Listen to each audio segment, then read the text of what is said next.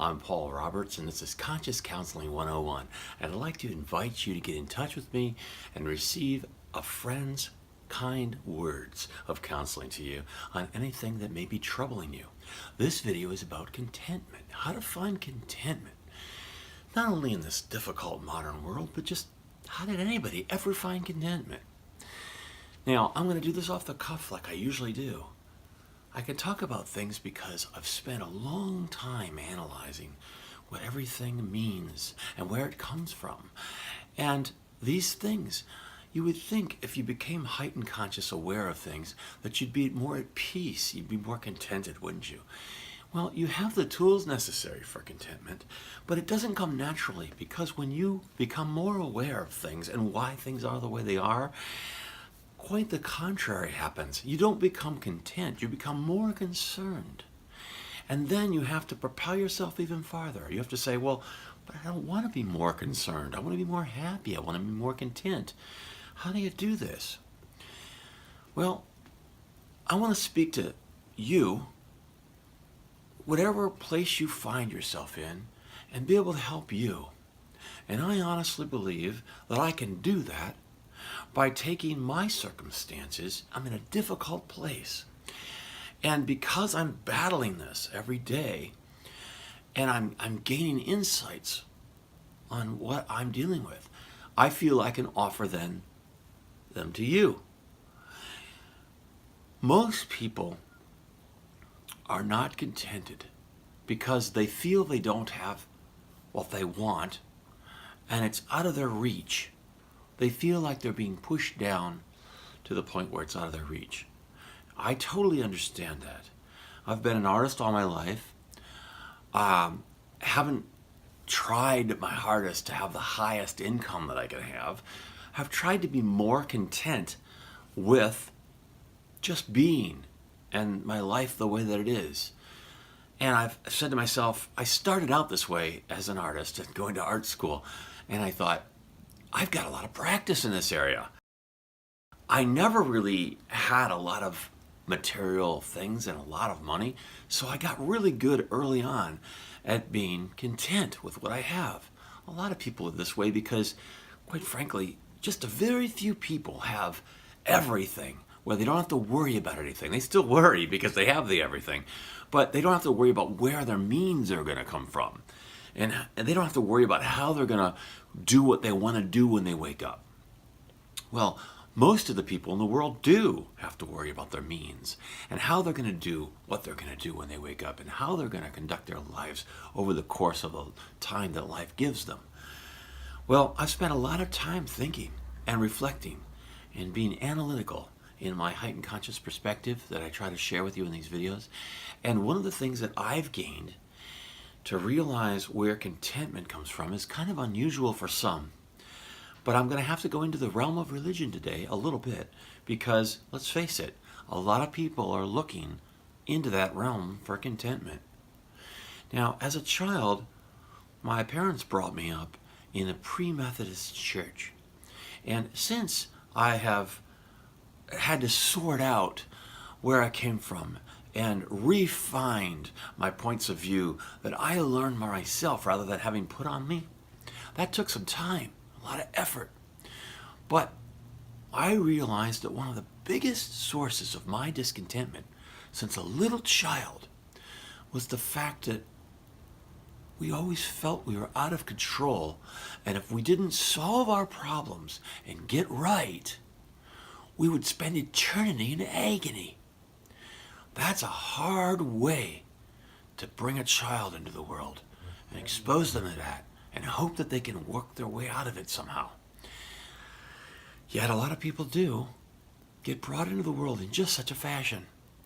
And they find contentment by feeling like they have done what they needed to do. And they find conviction that since they have, they won't be in agony, but they'll be in bliss and joy. I'd like to submit to you that I think what these people are doing is they're accepting what life gives them. And they're spending all their energies, instead of trying to find contentment, they're spending all their energies reassuring themselves that everything will be okay. I know this because I spend so much conscious counseling time and perspective shift counseling time trying to do the very same thing. So I know they're doing this. The difference is, and why I'm making a video and they're not probably, is because I realize it. And I've analyzed it. And I've thought so much about it. I'm doing the same exact thing. I am spending every day trying to figure out why everything is such that it is, and what I should be doing, and why.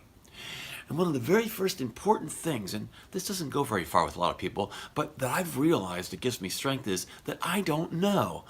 And that gives me weakness too, because I know I don't know. Now, many of the people in my life that I'm very close to, my family and people that I just meet and bump into and people that I've encountered in my life, I rarely find anyone that is capable of admitting that they don't know. Very rare. And I think that for most people, admitting they don't know makes them very uncomfortable because all the reassuring mechanisms they were giving themselves can't be given. You have to go and you have to expand your mind and your conscious. You have to look so much more intently, think so much more, and try to find answers and try to be flexible. It takes energy. It takes perseverance. It takes getting up in the morning and just feeling depressed and feeling lonely. Why do we feel this way when we go on this road? Because there's no one there in our world to reassure us. Our counsel of ourselves and our perspective and avoidance of delusion, very important, are the tools we have. We don't have certainty, and we know this. This gives us a huge level of discomfort. And yet, at the same time, because others that are looking for contentment by doing what they think is asked of them and what they must do, they don't have these levels of discomfort. They find comfort. They seek comfort. This is what they do to find contentment, and they find themselves doing this by adapting the means that others have placed in front of them that they show seems to work. And this is how I see others. I see the people in my family this way. I see the people in the formalized church this way. I see the people that do have means and are running after things in the industrialized world with their careers and what their monetary means can bring to them. I find them running after things that other people have put in front of them, saying, this is what will be good for you if you can obtain this, or don't think about those things, just think about what we're saying that we saw will work and you'll feel comfortable. But what happens is, all those things are mechanical mechanisms that cause you to be conformed, cause you to work towards a state of rigidity and solidity, so that you can convince yourself that you're where you need to be because you think that required determination and perseverance and discipline to get to. But what it really did was it caused you to block out all the things you could have been considering with your life, all the ways of seeing things and the different perspective that you could have been looking at and analyzing. And just like I always say, the road to heightened consciousness or the road to heightened intelligence is the ability that you may have and the perseverance that you may have to look at all things and analyze each and everything without having to feel like you have to accept it into your world or that it has any truth to it, but you've analyzed it thoroughly. What some of these other people that are trying to find contentment are doing is they're shutting themselves off from the consideration of all things. They're shutting themselves off from the very thing that brings wisdom and heightened conscious and intellect and heightened intelligence. They're shutting themselves off because right away they're realizing how crushed down they are by the mere fact of their physical form being so weak. And they're not growing. They're not gaining. They're not searching. They're becoming stifled. And they spend their life this way. So many of the people in my life that criticize me, they criticize me for my different ideas, believe it or not. I have to get up in the morning and have to say, how can I continue to have these ideas if the people whom I love and that are around me look at me negatively for them? And I have to say to myself, this is how I'm gaining contentment. I have to do this. I have to take this hard road. It shouldn't have to be this way, but it is. I say to myself, you don't see, you don't know, you haven't looked. And they haven't. And that's why they criticize me. And then, oh, if I should ever, forbid, say those things to anybody in any fashion or form, they're then offended. They're offended that I have the ability to say that and that I would. That's hard. Because what happens is you alienate yourself even more because others who have found the way to be content by doing what others have told them to do, and they've indoctrinated themselves into those ways and haven't considered all the things that you have, they lash out at you and they say, how dare you think there's another way? You must be off somehow. You must be lost somehow. You know what? I have to battle every day. Is this true, what this mass of people think? Or do I have something that's so different that there's a purity and an essence of goodness to it that I should be sharing?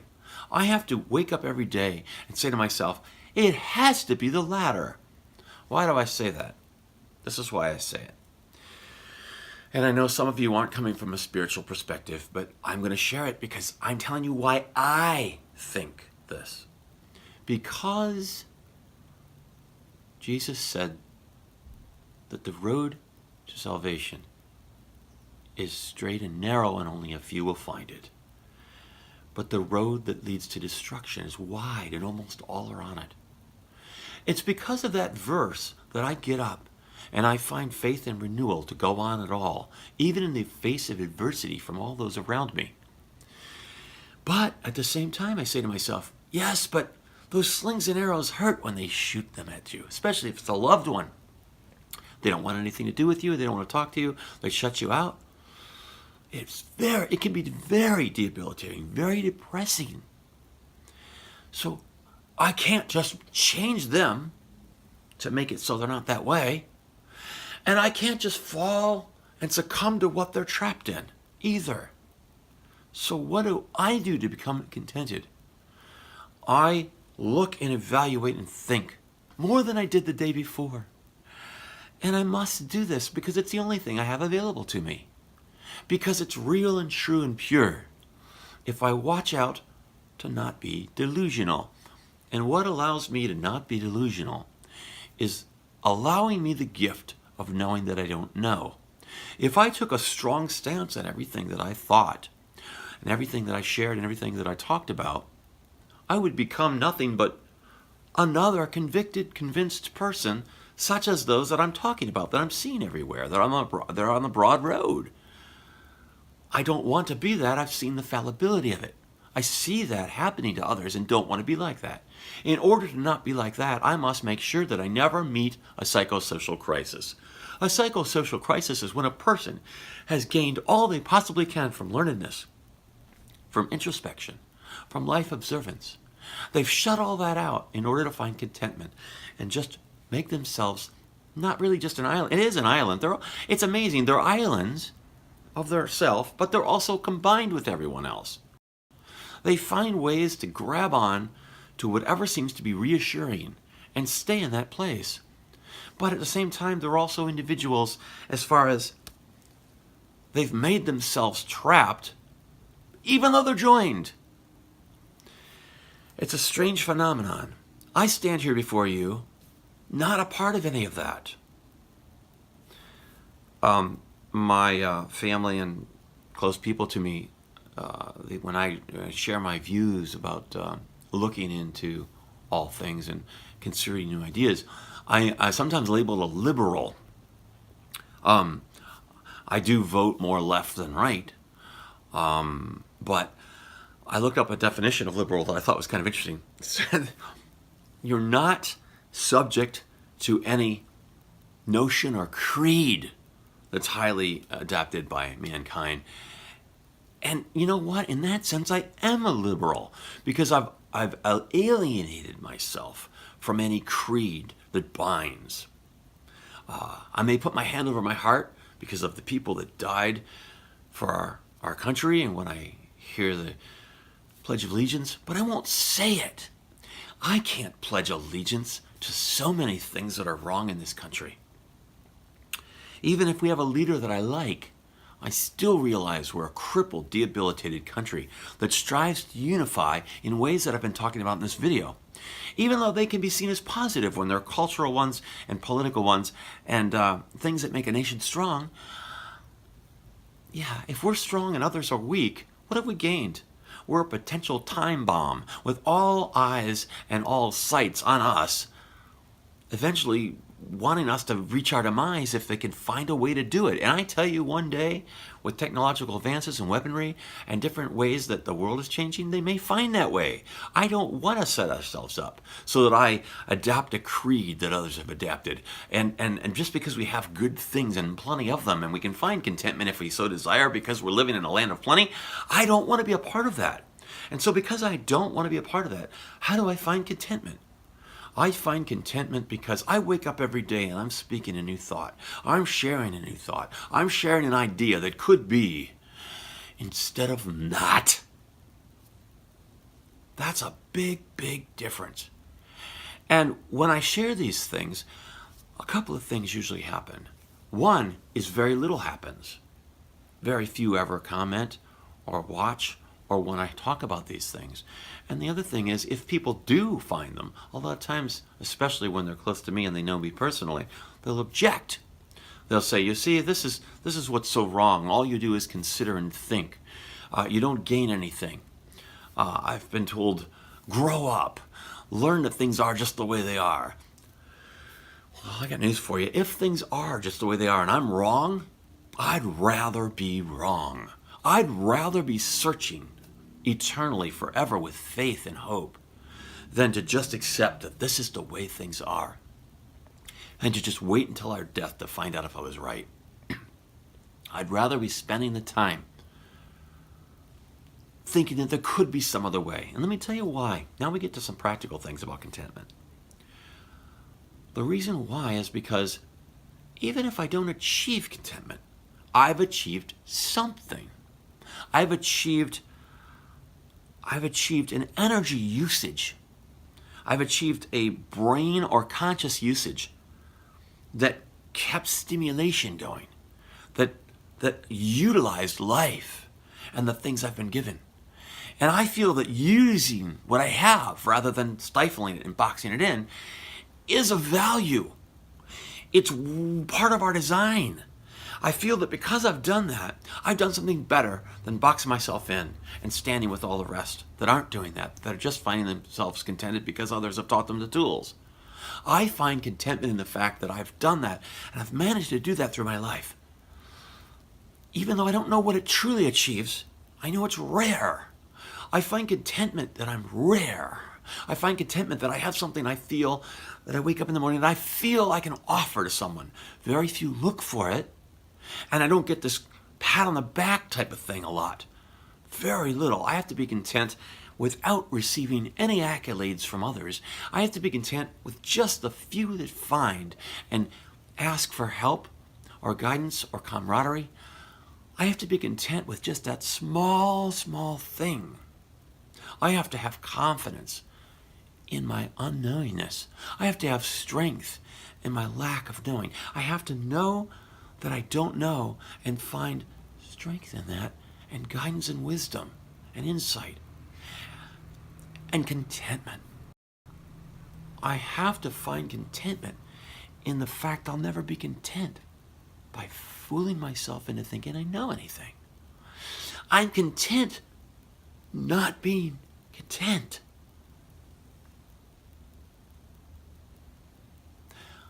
I'm not content not being content. I'm trying to be content not being content. It's hard. It's lonely.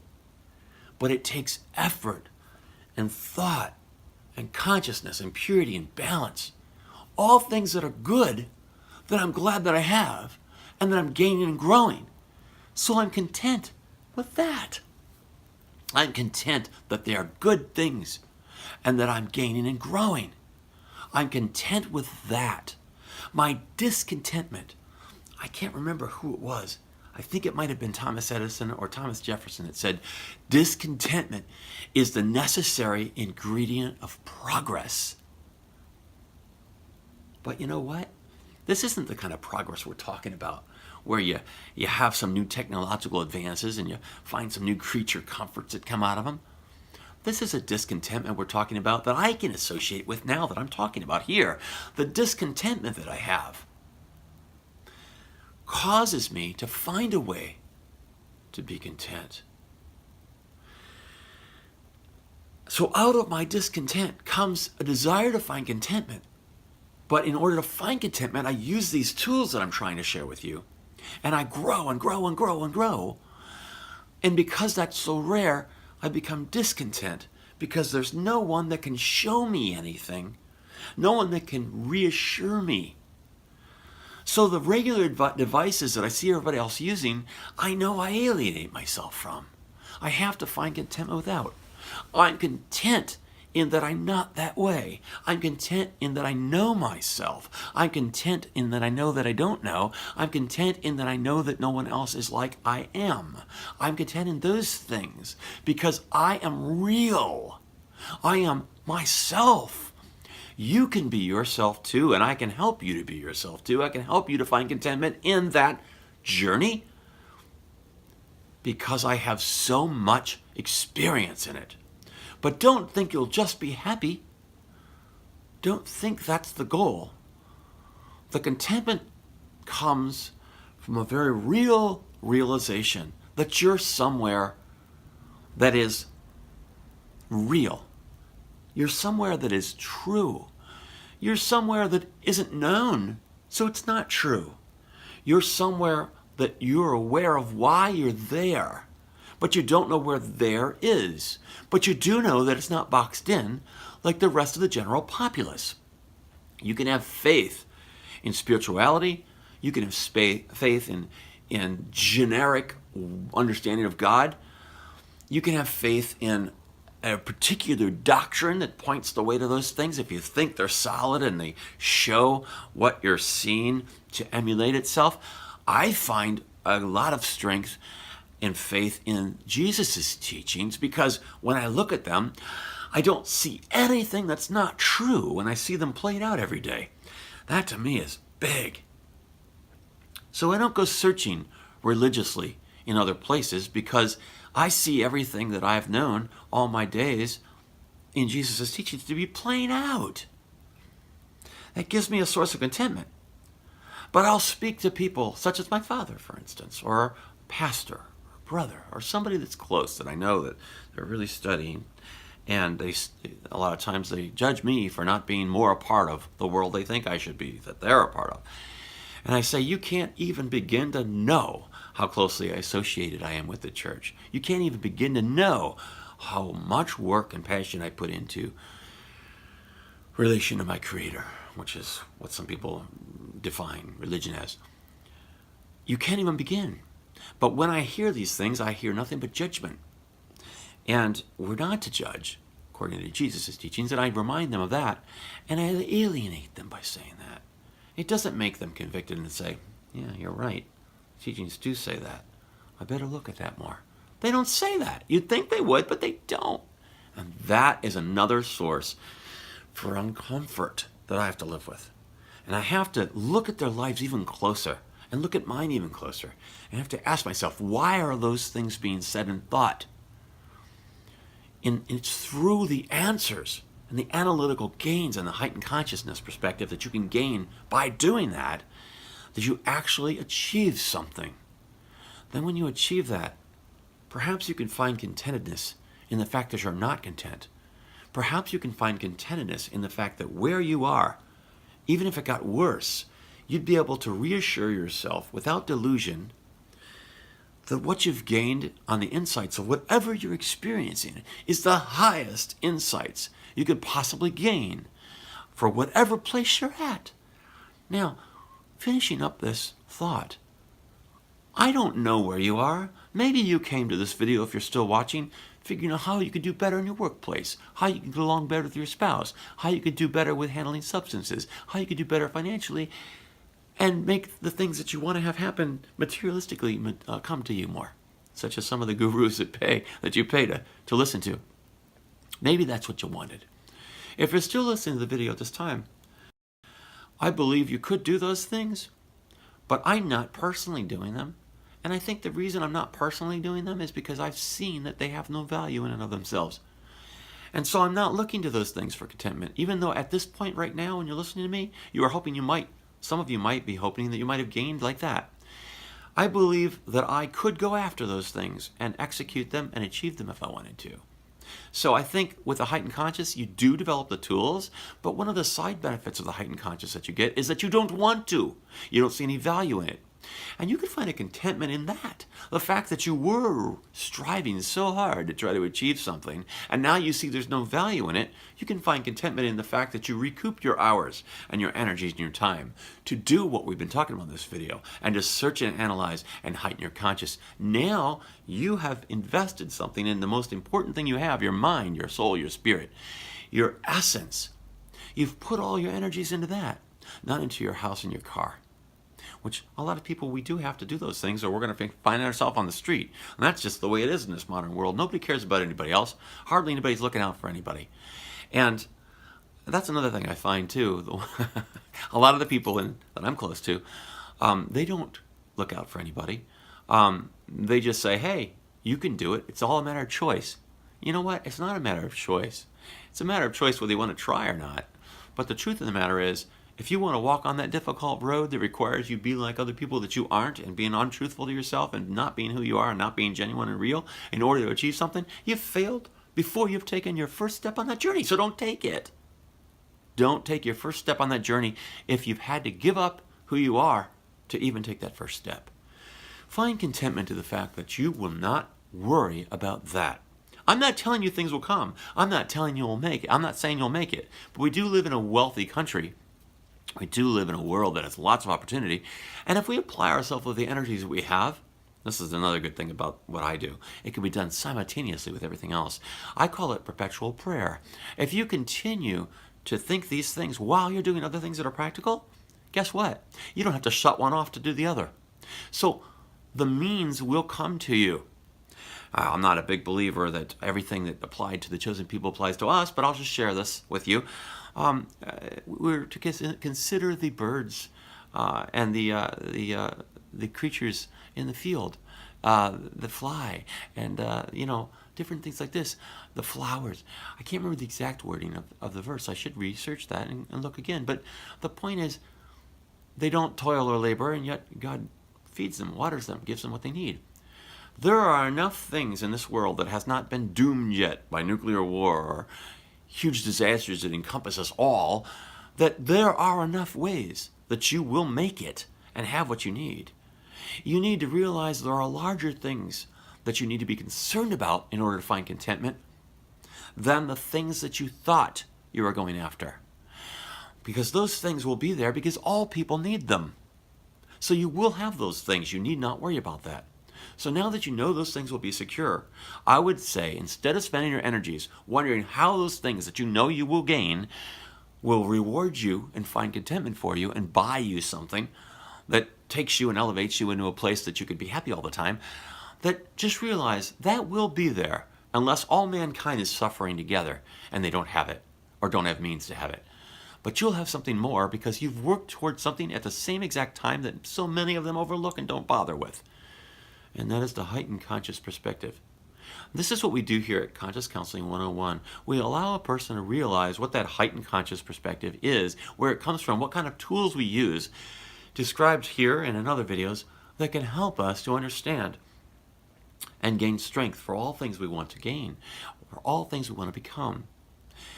So contentment can be found by knowing that you're doing those things. But a joy, a rapturous, wonderful joy doesn't come. Only a understanding that you've done something you could have buried. You've done something that you could have avoided. You've come to a conclusion that isn't a conclusion, that goes on and on and on. And you could have spent your life wasted not even looking at it or considering it or believing it's possible. There's a contentment in that. But it's a comparison contentment because you know that others aren't, and you are. If you gain insight and happiness and contentment out of the comparison, you still set yourself up to be codependent. I'm depressed right now because some people that are close to me are exhibiting their darkness, their lack of seeing. And I love them, and I don't want them to go down roads of darkness. So I'm depressed because I know that they are. Now, they won't think they are, and they'll tell me I'm arrogant to even say such a thing. But I'm depressed because I don't see what I see that I'm doing exhibited in them. I don't even see the peace directed back at me for my own struggle that I offer to them. I don't even see those things. And so I'm depressed. And one of the reasons I'm making this video on contentment is because I know a lot of other people must be like this. But I know I have the tools to share and help because I am such that I say that I am depressed and discontent in my struggle and my search and my journey that I'm sharing with you. So if you thought that the only way you were going to find contentment was to gain something that you'd enjoy, I wish you peace and happiness, but I don't think you'll find it. It'll be temporary. It'll be transitory and shallow and surface. And you're not going to find genuine contentment in that. Even if you're wealthy and you don't want for anything, I don't think you're going to find genuine contentment. I think you need to analyze what the created form and mind and body and environment we live in were intended to be and try to strive to be fully that. And if you're striving to be fully that, even before you've arrived, you've done a perspective shift, that we like to call it in perspective counseling here, with Conscious Counseling 101, a perspective shift that makes you be the thing you want to be immediately and then spend the rest of your time realizing why you're that. I am the thing I want to be. And as I'm learning what it means, I'm sharing it with you. You can become the thing you want to be, and I can help you to learn what it means and share with you, and you can share with me. You can be that thing right now. You don't have to pay money. You don't have to go this long, arduous road, therapy, and trying to sort out everything. You can be what I'm talking about right now. And when you go down that road, all you'll do is you'll be just understanding what you are, what you've decided to be, and what it means. Your daily search for contentment will bring to you a contentment that is about knowing that you are going towards what you know you needed to go towards and what you needed to be. And that will be your source of contentment. But it won't overjoy you, but it'll show you joy in the sense that you know it's real, even though you don't know. That is where you should be looking for your contentment. I know because I've done it. I know because I am doing it. I'd like to talk to you because still way deep down inside, I feel that if anybody else sees these things, it might help me feel better. But the fact that someone else might see these things shouldn't be what helps me feel better. So I'm going to keep on working at what I'm working on. But I think because I know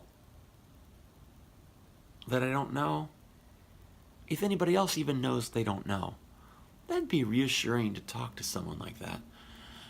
Or anybody that has a problem that they think, oh, this is outside of the realm of what you can offer. I haven't met that person yet. So if you have something you'd like me to address within the realm of what I'm talking about, which is almost everything, I say a lot of times there are like 5 things I don't understand or I don't have an answer for, based on faith, of course. And really, I haven't encountered one that anybody else has brought to me yet. So I encourage you, if there's something you'd like me to talk to you about, this travel that I've done with this analytical observance of everything has not been wasted. It has been used to the point where I can help in so many capacities that other people might bring. And that's why I do conscious counseling, because I have the ability, through the muscles that I've flexed, to assist with what I call trivial physical realm earthly things, because those are so much more limited than the larger non-earthly things that can't be proven. They're easy. You can deal with those things with one hand tied behind your back because they're so limited. I'm always reminded of Morpheus in The Matrix that said, you're going to be able to win because they're bound by a certain set of rules and limitations that you're not. Any physical realm problem that you might bring to me, that you'd like me to talk to you about, I'd be glad to. But remember, you have the power right now to realize that's a limited physical realm known thing, and it's the easiest thing to solve.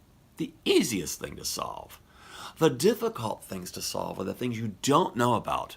When so many people seem to tell you that you're off and delusional, those are the hard things to work on and get past and grow. So if you have something simple like a physical realm thing that you're struggling with, a regular vice that other people have, that's a piece of cake. Talk to me about it. I'll be glad to talk to you for no cost. I'll create a generic video for you on the subject of whatever it is that you'd like to talk about. But I hope that this video, if you've gotten this far, you must see a few things that I've said, and I think that's great if you see a few things that I've said. And I hope that if you're struggling and you want somebody to be there to lean on occasionally or talk to about it, that you'll make contact with me and we can discuss those things. But I don't see that as counseling. I see that as fellow people that are on that narrow road saying, hey buddy, I'm here too.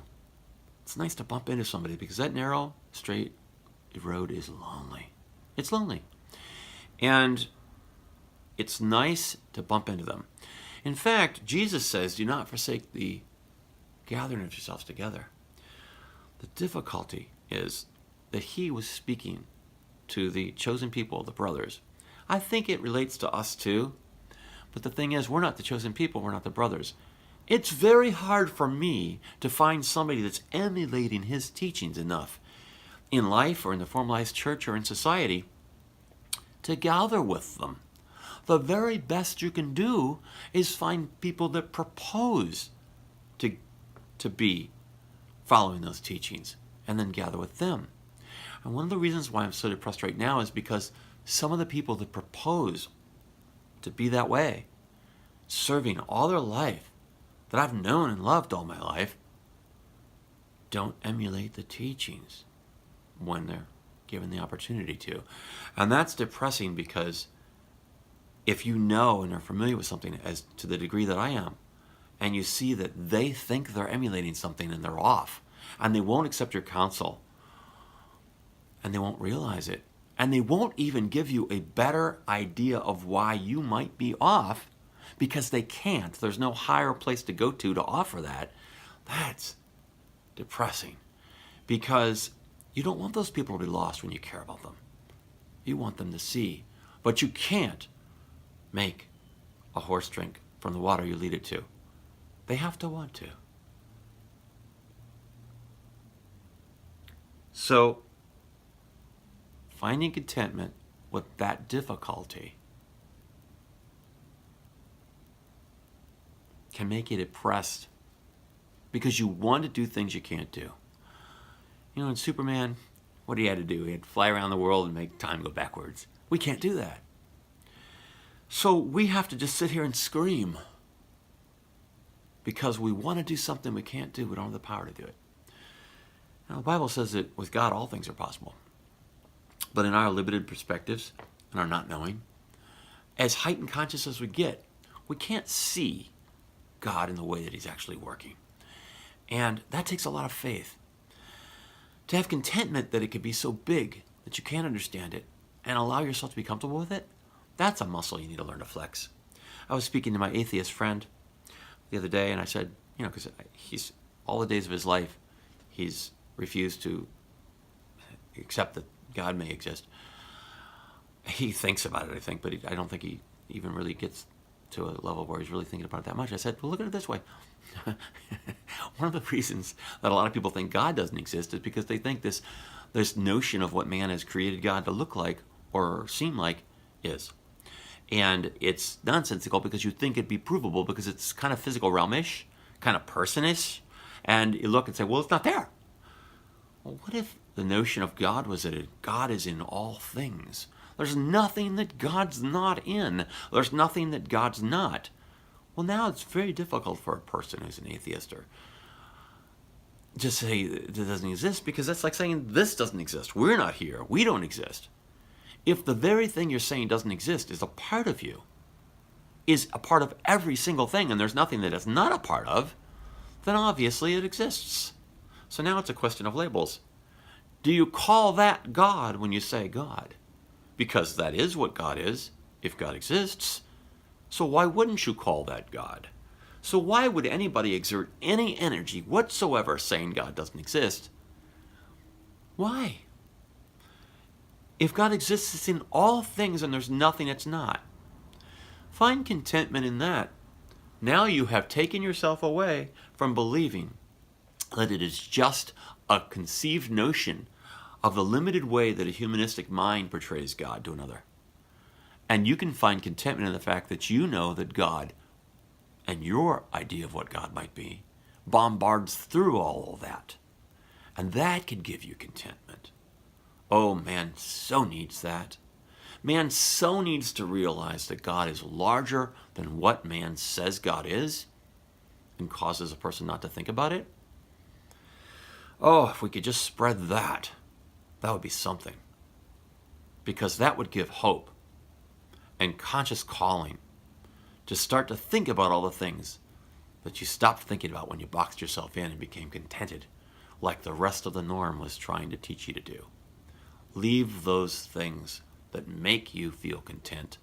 Leave them behind and find discontentment and struggle so that you can know you're content because you took that leap and you're content in your discontentment.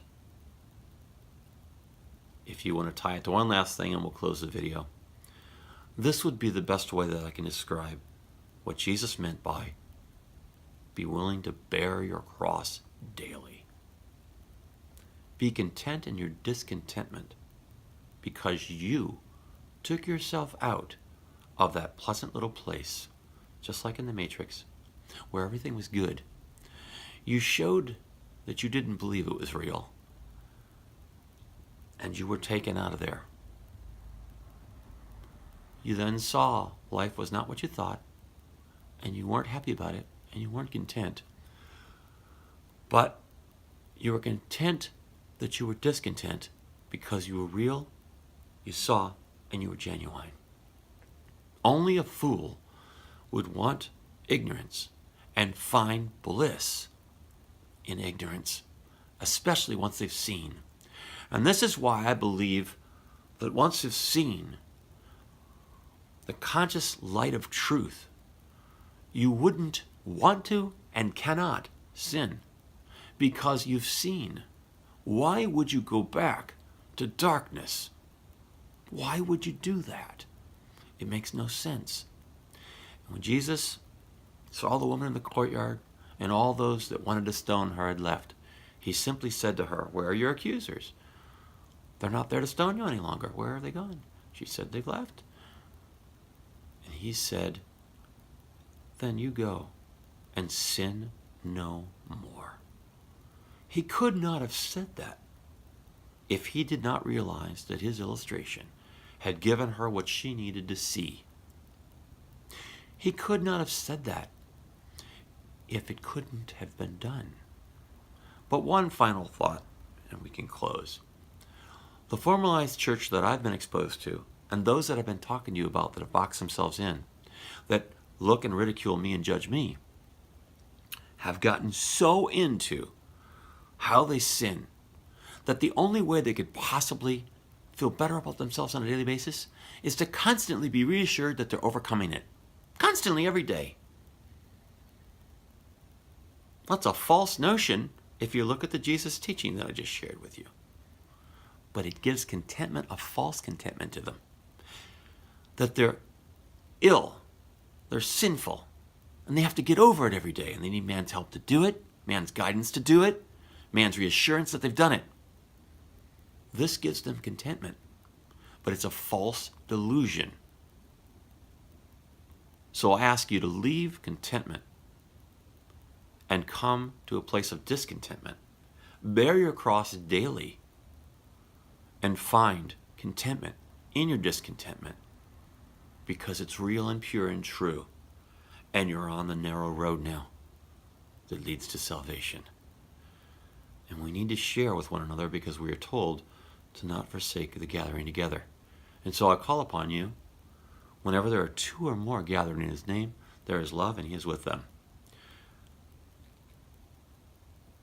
Please do that for me, at least, if you would, and do it for yourself. Gather with someone who realizes these things that I'm talking about right now, in love, and know that God is with us through Jesus, as we were told. In faith. I used the word know there. In faith. That would be the gathering of ourselves together, even across the miles through this digital device. Even when we go to other galaxies one day. That would be the church. No physical building. No need to obtain monetary funds in order to keep it going. No large body of gathering of people that reassure and pat each other on the back. Just simply two or more gathered in his name, with love, understanding of his teachings, so that you'll know him and he'll be there with you. There's a contentment in that. Let's share that. If you genuinely want that type of contentment, you've found this. I don't go out and advertise. You found this because you were genuinely looking. Congratulations. We can identify with one another. We can help one another to understand more every day the value of that contentment. This is Paul Roberts. I'd like to be your friend. I'd like to talk to you. I'd be glad to counsel you and help you with any troubles you're having in your life, and fulfill our life purposes together and help each other to do that. And that's what we do here at Conscious Counseling 101.